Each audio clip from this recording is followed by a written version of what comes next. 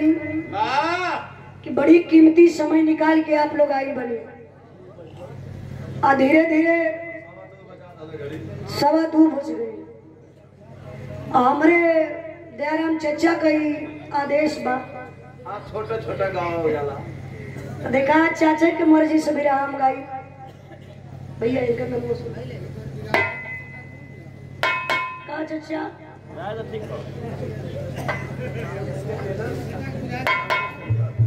ESK tailors की tailors ESK tailors Santosh Sonkar बड़े भैया जी की तरफ से 200 रुपए का पुरस्कार। हमान का पूरी कोशिश रहे कि जहां भी जाए हमार नारी महिला गायिका वहां अपन झंडा ऊंचा करत रह, मेहनत करत रह। आज मुश्किल ही बा कि हमान दोनों लेडीज बने। अब तो लोग का काम हम के चलावे को मतलब एक मिनट। अरे भाई सहयोग हम आना खराब है। ऐसे घुमा के बोला, ऐसा बोलबा तो लोग गलत समझिए ना भैया। और सही भी बा। नैया पतवार का सहारा जैसा होला गवैया और पार्टी का। एक भैया चाहे अहमद आई एक बिरहा प्रवन के सुनावत बनी। आल्हा उधर लड़ल तो मेहरारू बदे लड़ल। जहाँ चिकन जहाँ गोर देख ले मेहरारू वही खंभा खड़ा करे, वही उन्होंने का डेरा पड़ जाए। आल्हा उधर लड़ल तो मेहरारू बदे लड़ल। कहीं कहीं किला उला पे चढ़ाई कह दे मास्टर साहब। चढ़ाई ना करे, कोई अपन सिस्टम बनावे की, लेकिन निगाह उनकर कहीं और रहे। अब हम आप लोगों के ऐसा बिरहा सुनावे चलत बनी। ये बिरहा से आप लोगों के कुछ पोसाए जाई कि वाकई में बिरहा होला का। चाहे केहू गवैया हो A to Z, चिल्लैला से छटकला से कूदला से बिरहा नहीं के होला। कवि जी चाहे धरती पर कोई कलाकार हो वाकई में बिरहा का होला। आप लोगों की हम सुनावत बनी, लेकिन ओकरे पहले तनी कुछ और बजा दा मास्टर साहब। जरूरी है भैया।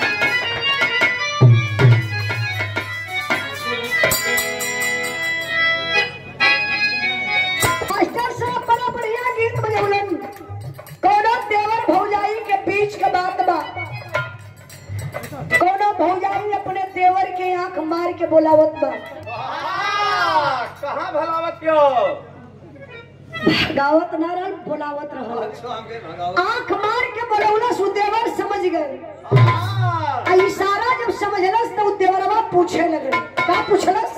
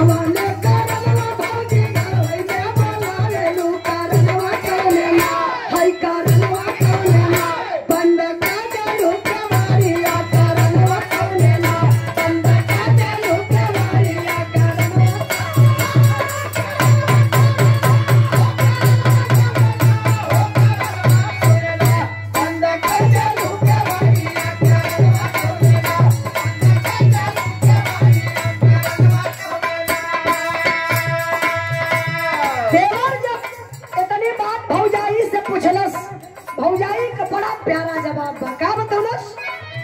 हाँ सही बोलाई के देवरू घर भइले बोलाइला।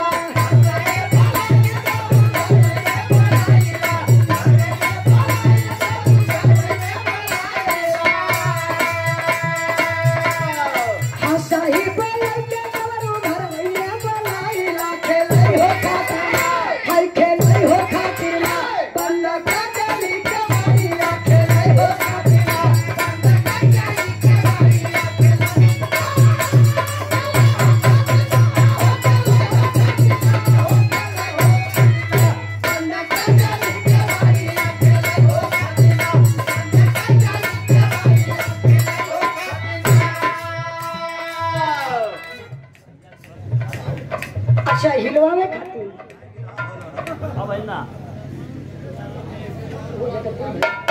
देखी हमारा बड़का भैया नमो का बतौनी भैया मंजू भैया के भैया हो नहीं मंजू भैया नहीं लोगों का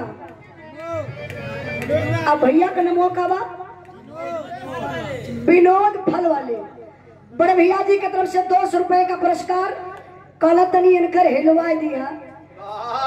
अगर सबकर इच्छा हुई तो इनके हिलवा दे, इच्छा हुई तब। अच्छा सूरज पहलवान मंजू भैया के बड़े भाई ये 200 रुपए का पुरस्कार बहुत बहुत प्रणाम आशीर्वाद का जा रही। सबकर इच्छा बाकी हिला दे, इच्छा था तो उठावा लोग ना। अच्छा अच्छा वेरी गुड थैंक यू। आई तनी हम गावत बनी सुन लो करा बात सूरज भैया ए के हो जाना हाजीपुरवा के हो जाना पटना हो जाना हाजीपुरवा के हो जाना पटना हो जाना हाजीपुरवा के हो जाना के हो जाना हाजीपुरवा के हो जाना पटना यार के हो जाना बोलो बोलो के हो जाना काला काला वाला कारिया के हो जाना काला काला वाला कारिया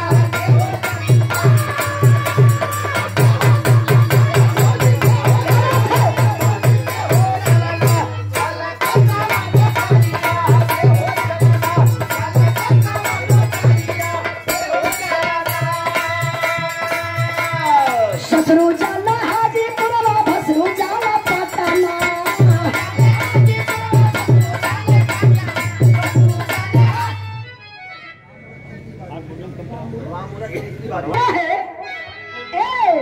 के हो भेजे साया साड़ी के हो भेजे कंगना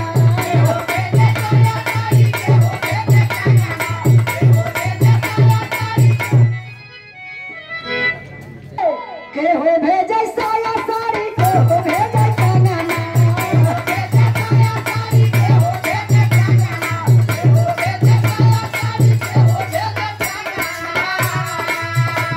के हो भेजे साया साड़ी के हो भेजे कंगना के हो भेजे बोलो बोलो के हो भेजे कोनो जो बना के ढकना के हो भेजना कोनो जो बना के ढकना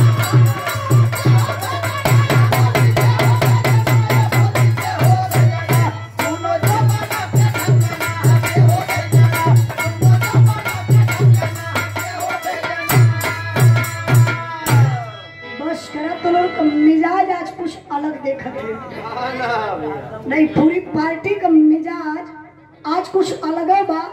ऐसे हम पावर ब्रेक ले ली आई हमरे चंदन भैया रला ना भैया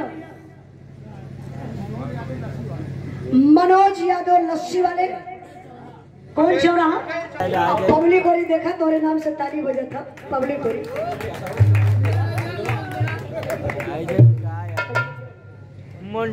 हटा दो मंचोज के एकदम साफ कदा। हाँ इतना दूर में कला दिखा दी है बहुत अच्छा कलाकार हुआ मंगला प्रजापति हो प्रजापति तो एक बार दिखा दे हुआ हरियर देखा जाए जैले बती ताकत वैसे तनी हाथ हो जोड़ ला पब्लिक हो ये लोग भगवान हो ताली बजवा दे घबरा मत स्टार हो जी भाई यार। ओ कौन भैया रहा हो फला वाला भैया विनोद भैया एकदम निगाह नहीं पकड़ोले हुआ देखा तोरे सड़वाई नियर लगत हुआ ना। एक बार ताली बजा के आप लोग तनी सम्मान इनकर बढ़ा दा अब खुश हुआ ना। अब मिजाज बना ला खूब बढ़िया से कमर हिला ला। आई मास्टर साहब तनी इनकर बढ़िया से हिलवा दा।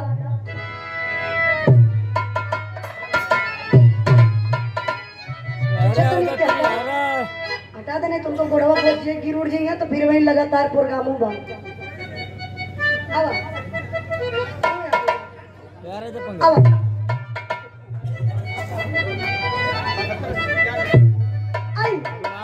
स्टार हो जी बात